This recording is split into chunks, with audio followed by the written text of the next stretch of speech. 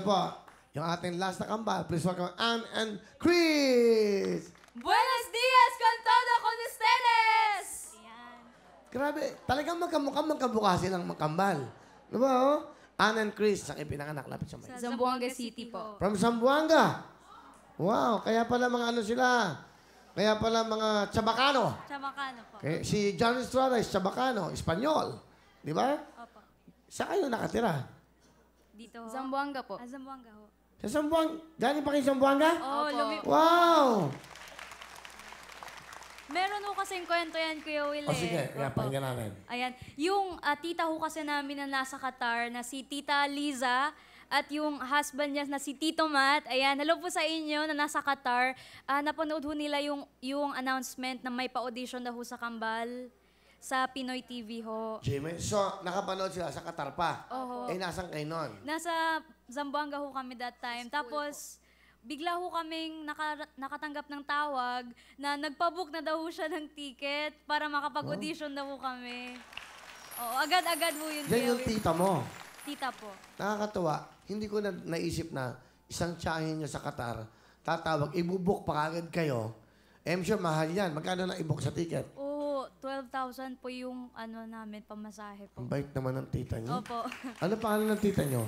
Liza po. Lisa. Liza Gabs. Ang nanay. Andun po sa Zamboanga. Naiwan ho sila. Naiwan. Ang tatay. Andun din ho. Anong trabaho ng tatay? Driver po siya ng isang kumpanya po. Driver ng truck po. A truck driver siya. Ang nanay? Operator ho siya sa isang publishing house. Okay. So, alam nila, nandito kayo ngayon. Anong Opo. sabi?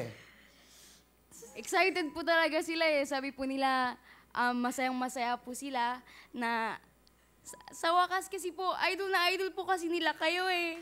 Sabi po nila, pahag daw po, hag na lang daw po yung ano na. Oh, sa mamit sa daddy niya, ha? Kamusta po? Salamat.